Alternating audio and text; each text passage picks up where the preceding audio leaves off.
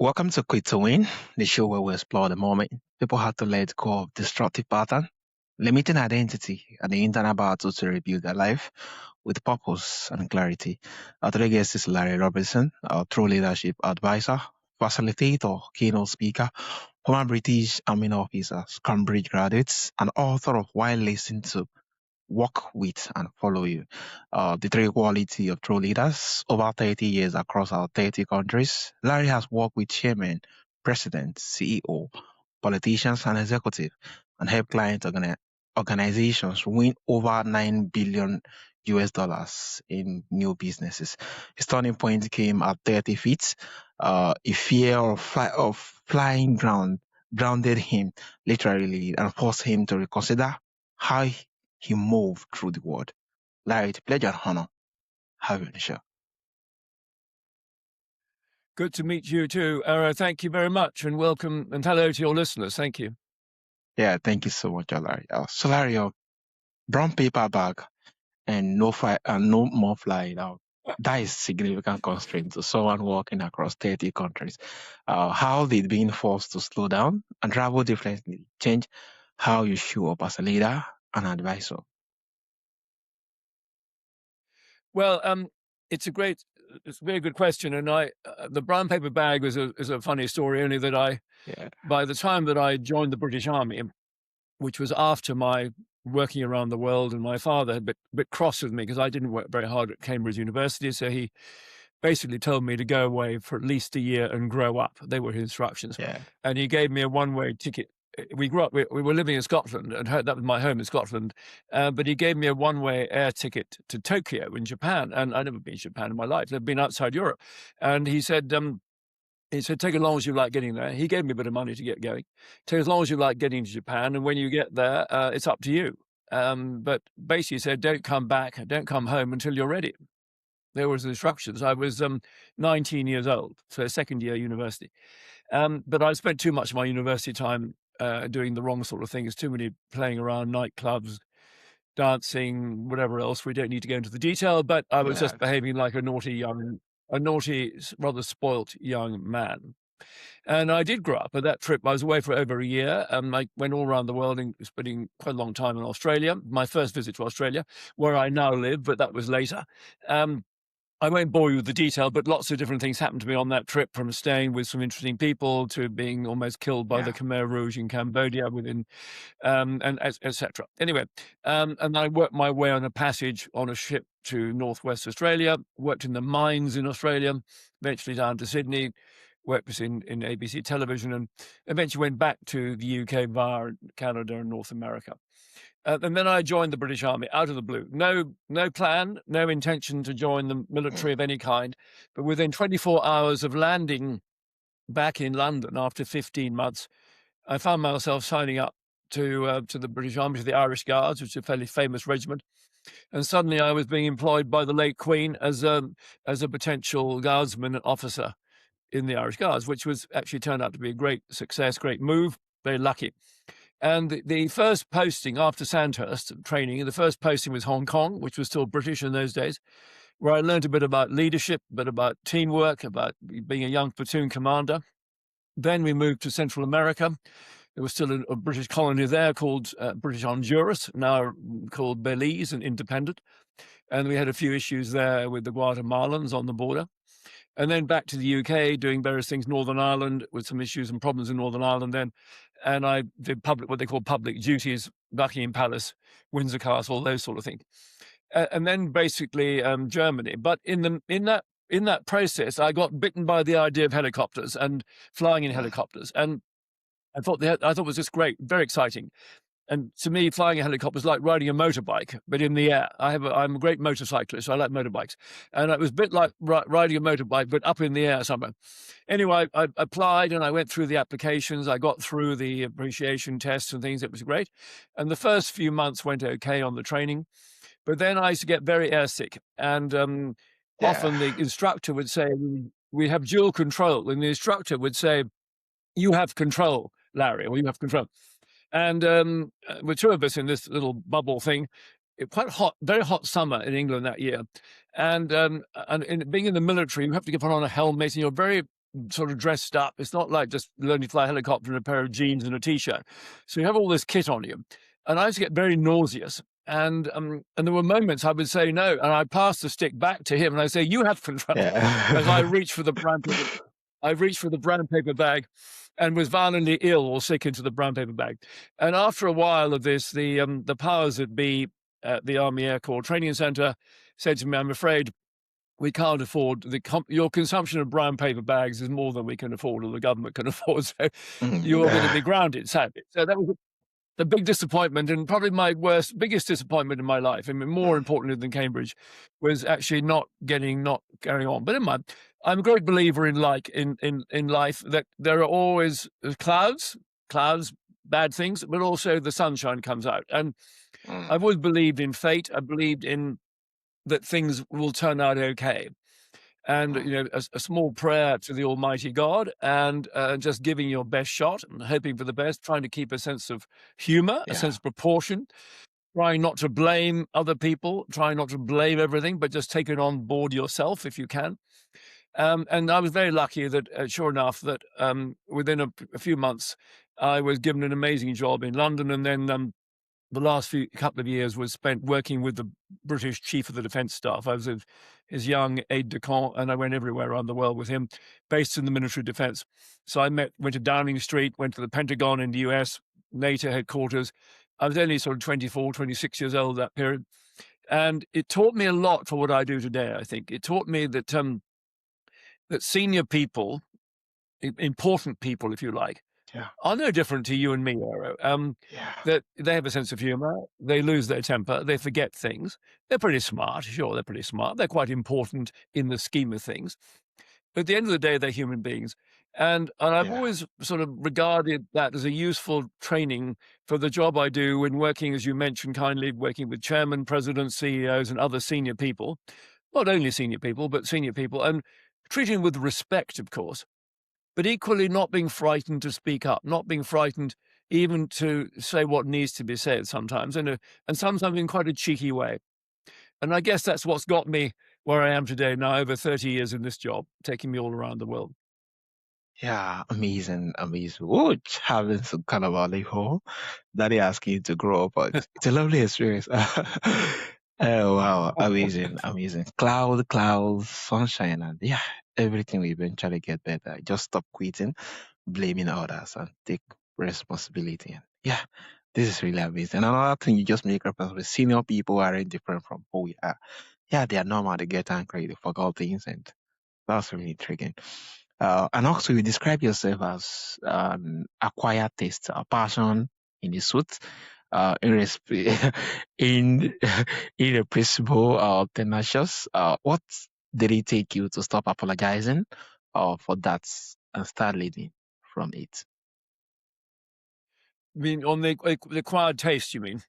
Um, Yeah, I think it's because working with me, I'm pretty direct, as you can tell. And while I have a sense of humor, I don't take myself very seriously. I take what I do seriously. I take the yeah, people I work with, obviously, seriously. But I don't take myself very seriously. And I think that's a very important trait for any leader, is not to get wrapped up in yourself. That mm, leadership is actually not about the leader at all. Leadership is actually about the difference you make for those around you, for your team, for your people, for customers, clients, whoever else you are working with or responsible for. So when I'm working with a client, a lot of work I do has been one-on-one, sometimes with groups. Sometimes I'll speak at events occasionally. I'll facilitate meetings, but typically it's been one-on-one, and often with pretty senior, pretty important people, as I've mentioned. Um, and I think I go there. People can feel that I have the right intention. I'm there to help them. I really want to help. I want to understand. But as I mentioned earlier, I'm also quite cheeky. I can be a little bit. I use humor perhaps to get the message across. yeah. And I in my book I refer to one client who was a CEO actually, and he described me a bit like working with me was a bit like being driven over with by a bulldozer. Um, but there was a Yeah. there was a sort of smile on the blade. He said, "At least there's Mm. always a smile on the blade of the bulldozer." Yeah. um, Yeah. and And I think, I mean, most people can take that. Not everyone can take it, I guess. I mean, not everyone Yeah. thinks it's great, and I understand that sometimes I can go a bit too far sometimes. I'm trying to be a bit careful with women particularly, and with younger people, because I think they can be a bit sensitive. But overall, I think, I tend to push people because people I work with on the whole are being paid pretty well. They're paid, big Mm, salaries, a lot of money and so forth. And it's taking, I always think, well, they want to be worthy of that money, and I'm here to help them be better at what they do, be better leaders, better engagers, better communicators, um, and have the confidence to step up and engage with people, lead their teams, lead their companies, because that's what we expect of them, whether we're a shareholder or a customer or an employee. And so, yes, I do push people, but that's like any good coach, if you like, with a yeah. sport, somebody, it could be a sports person, they push them pretty hard on the field. Yeah, amazing. Thank you so much for sharing. Yeah, driving people that very hard, of the big smile to show that you care about them. And yeah, it's really lovely. Uh, and look, so your central question is, why should anyone listen to, work with, and follow you? Most leaders avoid that particular question. So why, and what happened to them because they do? It's a question I've been asking people for years, and I suppose Yeah, it goes back to when I started this business, which is now over 33 years ago, and it yeah, came, as you understand, my background. I mentioned British Army, and then I did a yeah. spell with an amazing advertising agency. So I left the army at 26 as a captain, and I was very lucky to get this job as an account executive with what was then regarded the world's most creative advertising agency. It Mm, wasn't, not by itself, but by its peers and by others around the world. And I guess those two careers, that sort of first 6 years or so in the army, and then another 5 or 6 years in this agency, and then I came to Australia and set up my own little ad business which I sold. They taught me about head and heart. They taught me about the wow, ability to be very clear about what you're trying to do, very defined, mm, and understand what is the objective, what's the success look like, what's the ambition, and how we get there. But also the heart, realizing you're not going to succeed on your own, that you need to bring people with you, whether people, it's yeah, people on your team, people you employ, or whether it's people who invest in you and support you, or whether it's even mentors and more elder people who I've had in my life, and I always advise people to have people behind them. So, but the question is, why should they support you? Why should they want to work with you? Why should they choose you when they could choose anybody? And perhaps the best way to explain this is an example um, of my publisher in London. When I first wrote that book, now, well, I was writing about 3 or so years ago. It was published yeah, 2.5 years ago in London.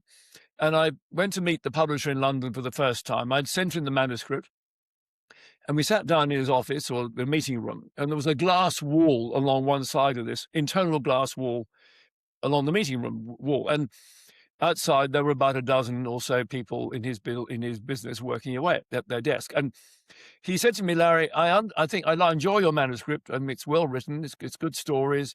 You make it's good argument. You make it. I like your premise. But he said, I understand that leaders choose their people. What I don't understand is your idea that people choose their leaders. And I smiled as well. Okay, I get that, but let me explain it this way. Look out through that wall over there, Peter, called Peter, and you will see about a dozen of your people, your employees, working away. Now they don't have to be here. Yes, you're a well-regarded publishing house, but you're not the biggest, not the oldest. London is full of publishing houses, some very, very yeah, famous ones. But they've chosen to be here, and you've chosen to have them here. And the reason they're here is threefold. One is because they align with your brand, your mm, values, what you stand for as a business, the type of business you are, the type of publishing house that you are, your history, your legacy, and so forth. And they see you, Peter, and your two fellow colleagues who own the business, who run the business. They see the three of you as the leaders walking the talk, living up to mm, the um, the values and the if you like the brand promise that they expect. So there's consistency and congruence between who you are and what you do, what you talk about, and what they expect in the business. So that's the first thing. There's a level of trust, if you like, confidence. They get the character of who you are as a business and people. The second reason they're here is because they feel valued. They feel appreciated. You don't Yeah. ignore them all day. You often sit down with them. You might get them into meetings. You seek their ideas on books or publications or whatever it might be. And you listen to them, and they feel they're listened to, and they put up their ideas. They're not frightened to do that. And so there's a sense of collaboration and teamwork, which they enjoy. They feel they're part of this and they belong here and they're contributing. So that's the second reason. There's a level of respect. So the first is trust, the second is mutual respect. And the third reason they're here is because they align with your ambition to grow the business, to be known for the type of books that you publish. Some of them are educational books, some are books like mine, some are well-known novels in the US or UK. And they want to be part of that ambition. They want to help you achieve, and they want to be fulfilled, if you like, and get a sense of meaning in what they're doing to contribute to that outcome. So they can go home proudly and say, I helped get that book out. When they can see it on a bookshelf in a shop, they say, I helped put that book out, or we did. So that's a level of, if you like, mutual purpose. So the three reasons why people will choose to follow are, firstly, mutual trust. I Mm. know who you are, and you live up to my expectations. Yeah. Secondly, mutual respect. I feel valued by you, appreciated by you. And thirdly, mutual purpose. I Mm. understand where you're going and how we're going to get there, and where I fit in, and what this will deliver for me personally in terms of my personal self-esteem, fulfillment, development, obviously reward, and so forth. Does that make Yeah. sense? Yeah, it does make a whole lot of sense. Yeah. You are chosen and not appointed. Yeah, this is really, really amazing. Mutual trust, mutual respect, and mutual purpose. Just speak volumes to the fact that the person that they're getting to choose walk the talk, not just more like having more like a blueprint of what the organization stand, but work differently. But no, it has to work in alignment with everything that that particular goals and aspirations see. Yeah, speak about, and the fact that they could see themselves in there and they could see themselves making those significant impact. And yeah, this is really, really amazing. And thank you so much for sharing. And Thank also, you you. have helped Thank you. organization win $9 billion in new businesses. What is the leadership quality that most consistently separates the pitches that win from those that don't? That's a lovely question, Ara. Thank you. Well, obviously, to win those pitches, you need a team, of course. Yeah, I say you need a team. I say you need a team. In a way, we all pitch every day. If you like, I'm pitching now to your audience, if you yeah, like, through you. So, you pitch your podcast. So, in a way, everyone pitches, if you like. When they turn up to work every day, if you like, even with their personal life, they're sort of pitching themselves to a degree. But if we look at it more from the angle you've raised, I typically work with teams somewhere between, say, 3 and half a dozen, sometimes more than that. And it could be over a period of weeks and months, and they're often pitching for a big account. It's usually a professional firm, and they are pitching for maybe an audit, maybe a big consulting job, or something of that kind anyway. And so but firstly, you need a team leader. So you've got to get the team leader has got to be a leader, and he or she has got to be able to galvanize their team, pull them together. They choose the team, and the team's got to be excited and be part of this journey they're on. yeah, Very often, they're also doing their day job, if you like. They're working on their normal work they do every day. So they've got to somehow find the time and the energy and the enthusiasm to come together and work on this pitch. And part of my job is to help those teams come together and to form, if you like, one winning team, to often work with the leader, him or herself, often one-on-one, to help them be very clear about what the strategy is, or the approach, the messaging. I'm not the technical person, of course, so I don't necessarily need to get too involved with the technical aspects yeah, of their offer. And then, of course, they have meetings with the prospective customer or prospective client. That could be at management level, it could be, and usually often at board level, or at a very senior level. And they have to then pitch their offer, pitch their wares, and in competition with one or two, possibly three other organizations of their peer groups, their competitors, and the like. And so what I do is I help those teams then get that message clearly, work out how they're going to pitch it in terms of the presentation aspect, but most importantly, try to make it more of a conversation, less formal, more engaging, so they get the customer, the client, on the other side of the table or in the room to be more involved, and it feels more of a two-way process, more engagement. So they're not just being spoken at and presented at. Yeah. They're actually involved in this process. Because after all, what we're trying to do here is create a relationship that the customer, the client, enjoys and wants more of. And we don't build relationships by just giving presentations all day, by talking Yeah. at people all day. Yeah, this is really amazing, especially when you just make a request of, yeah, great speech come from the fact that there is alignment between between the leaders, the team, and even the clients to be that, yeah, they don't just see it as you are pitching at them, but they see it as they're being part of our creative stuff that is coming into being, and then being part of it toward the success of it. It's more like a privilege rather than coming from the fact that they are being pushed, or it's yeah, this is really, really amazing. And yeah, thank you for sharing. And also, you talk about clarity and humanity as core to true leadership. Yeah.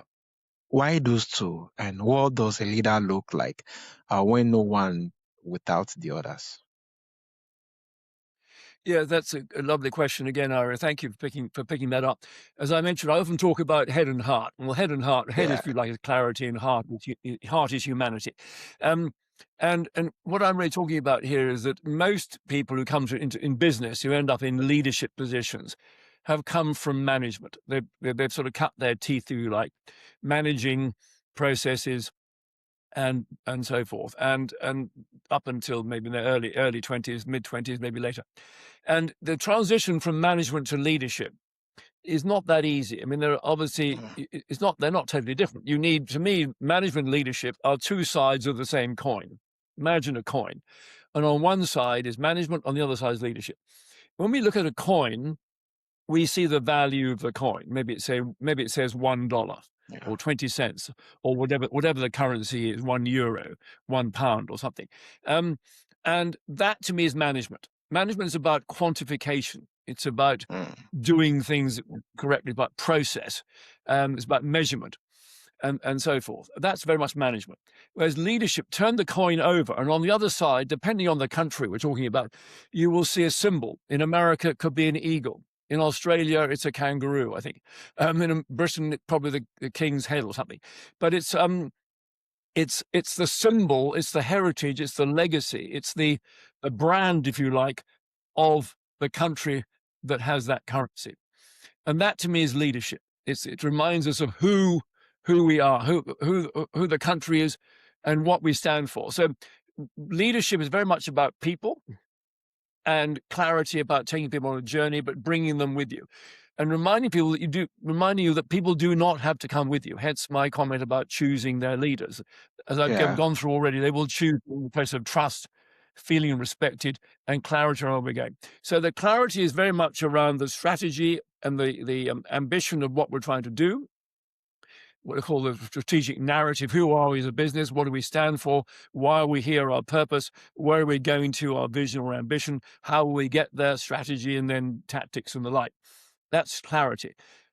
Humanity is, as I touched on, is really about how do I bring, as a leader, bring out the best of me, not from me, but from my people around me, so mm, that they feel all of me, not just I'm smart and clever and I'm a good manager, but how do I bring out me that is a human person? I mm, often say, bring out the real me, the authentic me, the me that has got a sense of humor, the me that can handle difficulties, the me that is able to adapt and respond, the me that is able to be humble and crack a joke even occasionally, um, the me that is able to listen and want to listen and show respect and engagement, the me that is comfortable in my own skin and excited about what we're doing, but able to make decisions when I need to. The sort of human aspects, if you like. It's just getting that balance between clarity, which is very much your left brain, if you yeah, like, the what we do, the why we do it, the how we do it, and the humanity, which is who are we really here? Why are we all here? Where are we going? and then bringing those two together. Yeah. Yeah. Balancing. Yeah. Clarity between humanity. And this is really lovely.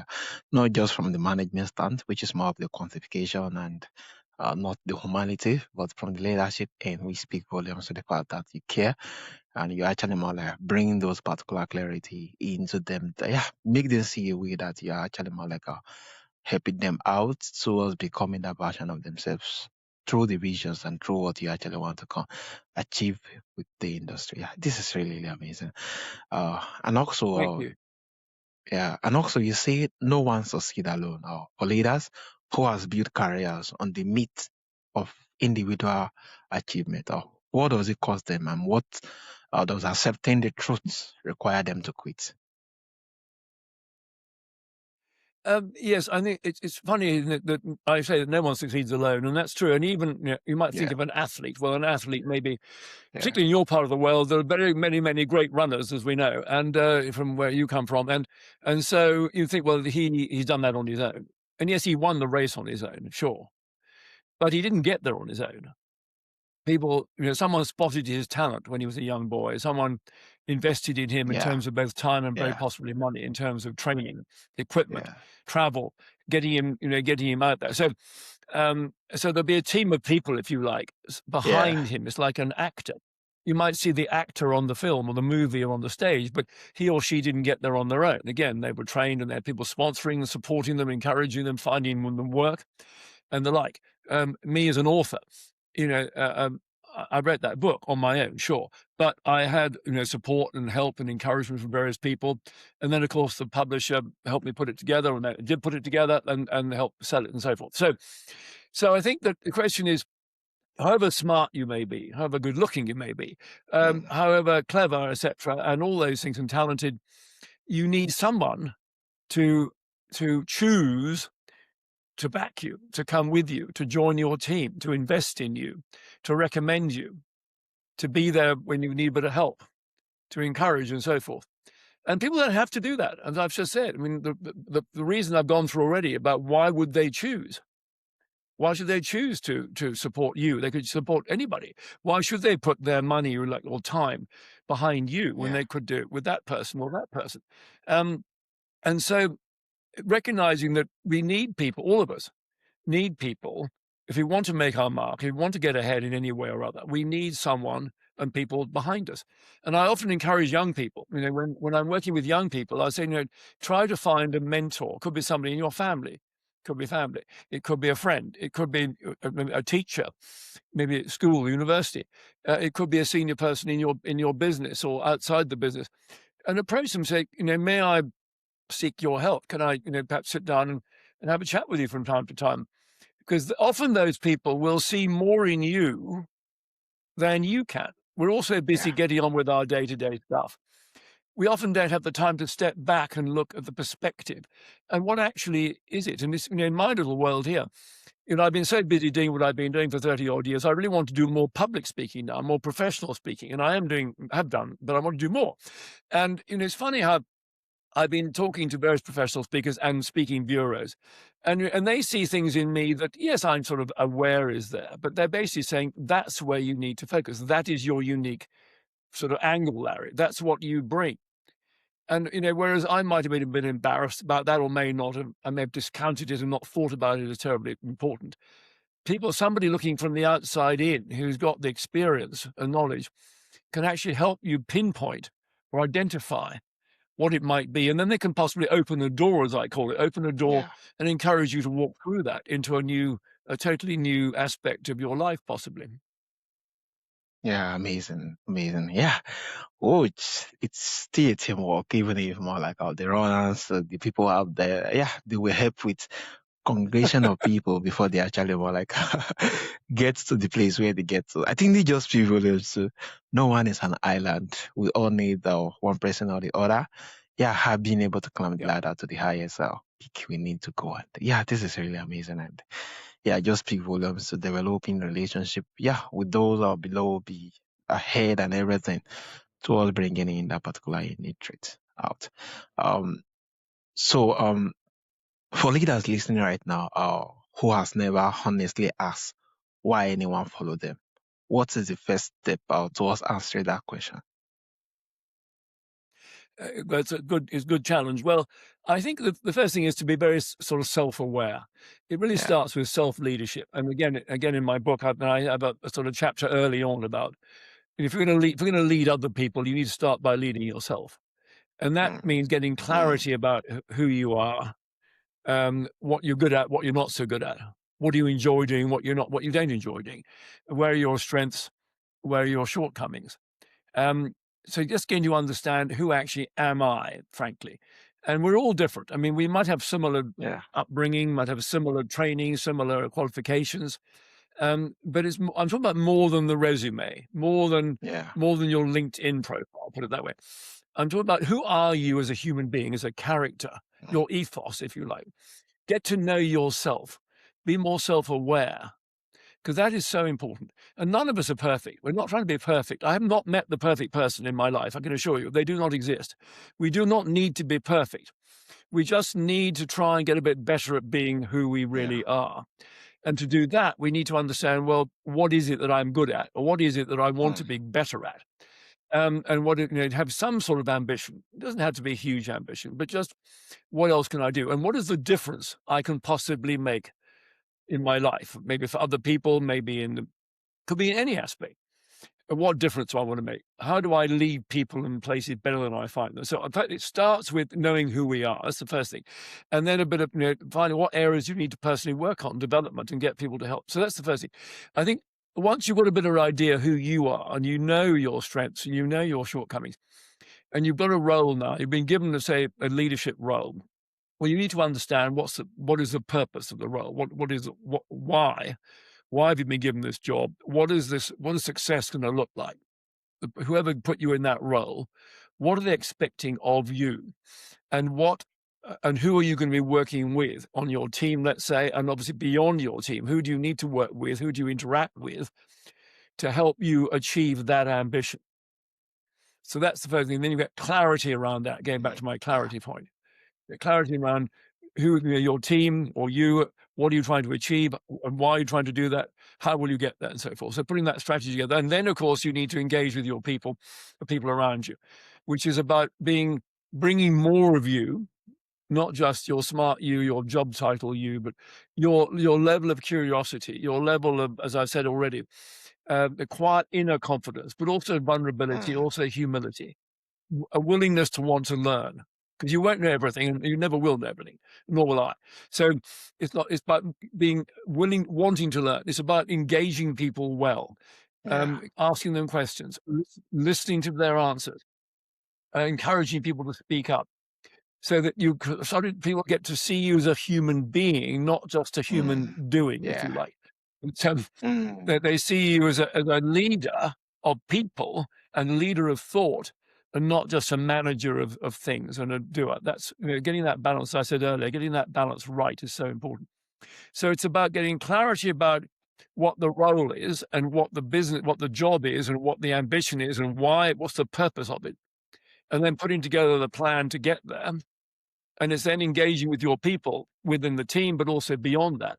How do you get them to want to come with you? And I've said already, they're going to choose to work with you, choose to give their mm, all, yeah. like I mentioned the publishing story, if they feel there is congruence between the business and you and what we're trying to Yeah. do, and they can feel the way you're walking the talk. They feel your behavior measures up. They feel valued by you, that you want to seek their opinions and so forth. And it's clear where we're going and how we're going to get there.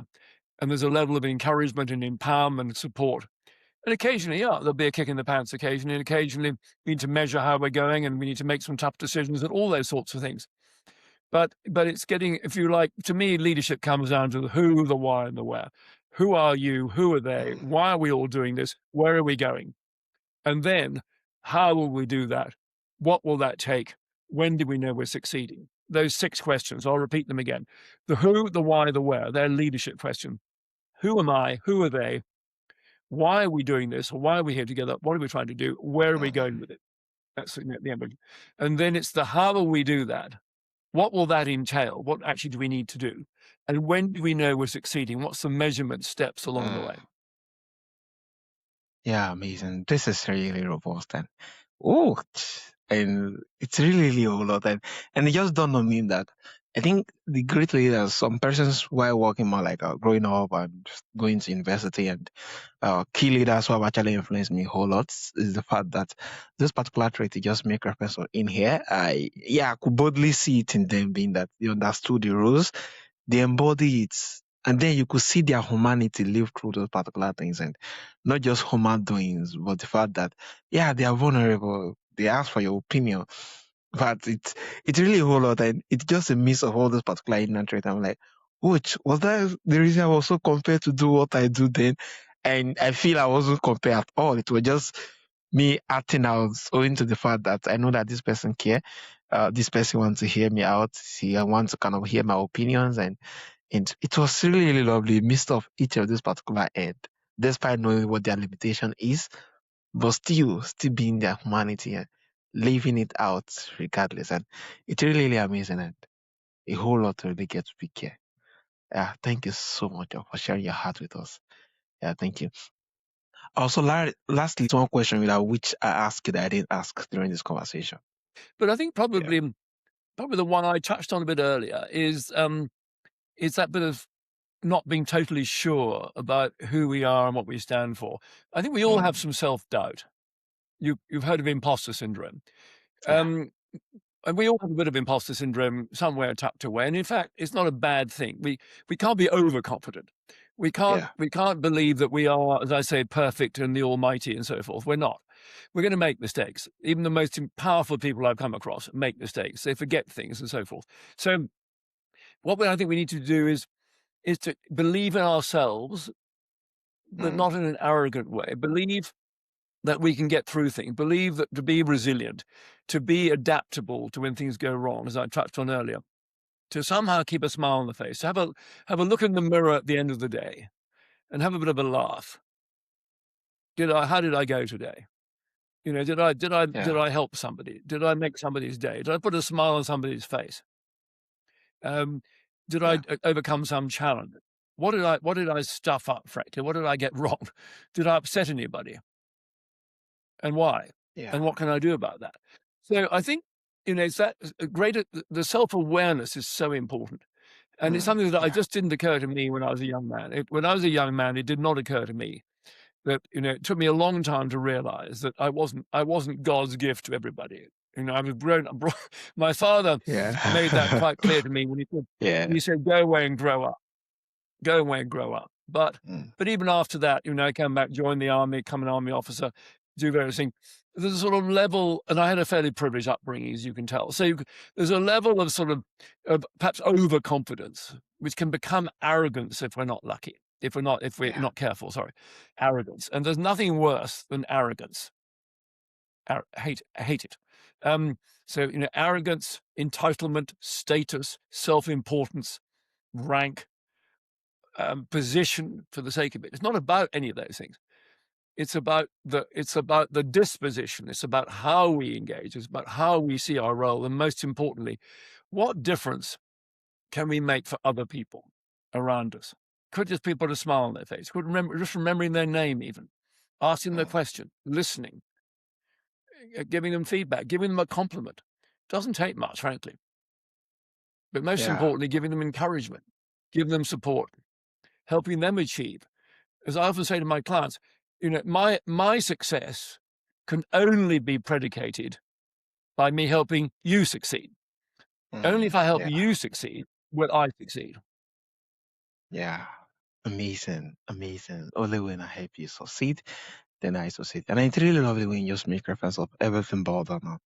Um, yeah, getting to know yourself the more, getting to know a whole lot of things about you so that when you're living out from from the place of convictions, not just the fact that yeah, you don't know much about yourself, and at the end of the day, you can't be vulnerable being that you don't know yourself so very much. And even if people comment, it might be coming from the part that you're surprised and you don't know yourself that very much, and they need a bit of vulnerability, and those things that make reference of ought to come from the genuinity of who you truly are, not just more like a human doing. You're just doing without you leading from the inner self being that you already understood who you are, and it's really lovely to when you make reference of the fact that not being arrogant. Yeah, but yeah, adaptable, resilient, and not be arrogant. And I think that could actually come from the place of you know yourself so well too, other than from the other end. This is really amazing. And thank you so much for sharing your heart on the Quit to Win. So tell us about your book and what is the key thing our audience is going to get from it when they get it? Well, the book, as I mentioned, published 2.5 years ago in London. It's available on Amazon, of course, both in printed copy, as you can see behind me, but also Yeah. audiobook. People quite Why like you? Yeah. people like listening to they like listening to my voice. Apparently, it's almost 8 hours of listening to me.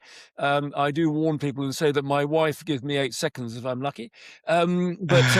So I did the recording of the book, and I think people seem to quite Oh. like that. And there's also obviously an e-book. And it really answers the question why you, as I've tried to explain to you in this Mm, last half an hour or so, our own your listeners. Um, it gives plenty of examples with lots of stories. It's focused. A lot of the stories are quite business related, and also with a communication bent, obviously. But there's a yeah. lot of philosophy and ideas, lots of tips, and there's a section very much on communication, on basically how to be a better communicator generally. There's quite a big section on that too. It's about 280 odd pages. And I'm Mm, very grateful that it's been endorsed by many people, kindly, people in fairly big roles here, academics, business people, university people, and the like. And I'm quite proud of it, actually. I mean, even I read it the other day. Someone said to me, "When did you last read your book?" And I thought about it. It would be about almost 2 years ago. So I sat down and yeah. I read it. Yeah. I read it a few weeks ago, and I have to say I enjoyed it. And I enjoyed it. I was quite proud of it. And I thought, well, I might change that. There wasn't very few things that I would change. There was Mm, a couple of things. I picked up a couple of typos again, a couple of typos with mistakes, yeah. which I told the publisher about. So I was aware of, actually. They're only small ones. But overall, I'm proud of that book, and I think as kindly as a professor at Harvard kindly said when he read it, he said it's a well written book, and it challenges the sort of given doctrines, leadership doctrines, if you like. Mm, It has a different perspective on leadership, and he also said that unlike most self help books, it beats the boredom barrier. In fact, he said I read mm, the whole book cover to cover. Um, so I think we all buy self-help books, and after a bit, after about maybe 20, 50, 100 pages, we give up. Um, and I think kindly he said that it's a book you want to continue reading. So I hope that people will enjoy it if they get a chance to pick it up or listen to it. yeah. Amazing. Thank you so much, Larry. Yeah. Once again, thank you for sharing your heart with us. So, from our audience, we would love to Not reach at all. out, Thank you. uh, connect with you and be on various social medias. And maybe when they read the book, they want to leave a feedback. How can they reach out and where's the best platform? I'm on LinkedIn. LinkedIn is under Larry Robertson or Larry True Leadership. It's Larry Robertson True Leadership, I think it is. Larry Robertson True Leadership. So LinkedIn is probably my main social media. I do a bit on Instagram, but I'm not very good. My wife has almost 20,000 followers on Instagram. Ah, I'm a bit idle. I'm a bit. yeah, She keeps giving me a hard time. I'm just not. I just get a bit bored of social media. I'm sorry to say. I just find I've got other things to do in the real world. But obviously, I am on Facebook. Don't do much on Facebook. Instagram is probably the other one, but LinkedIn is the main activity because, of course, that's yeah, where most of my work or my clients tend to be really mainly. yeah. And there's a Amazing. Thank website, you of so course. much. There is a website. There's a website, of course, too. There's a website. Yeah, Larry Robertson. LarryWatson.net. Yeah, LarryRobertson.net or .net. Yeah. robertsonburns.com. It's basically the same website, robertsonburns.com. Yeah, thank you robertsonburns.com. so much, Larry. Yeah, thank you. Yeah, from all things, we love to reach out. I'll check the show notes. You see the link to that of his LinkedIn and that of the website. Yeah, a reminder that no one has to listen to, work with, follow anyone, and the true leadership is N, not assume. It's what every leaders in this audience need to sit with. So yeah, share this with the leaders who has bleeding with title rather than from trust. Remember, the question is not whether you have the position. The question is why anyone should follow you. Once again, it's a pleasure and honor having you on the show, Larry. Well done. Thank you so much. You've got it. I said it's not about the position, it's about the disposition. Mm, How you behave, how you come across. not just the job title, the rank, and so forth. That's not important. It's about how you come across, how you behave, how you engage, how you listen, and all those things, how you make decisions, how you get on with the job.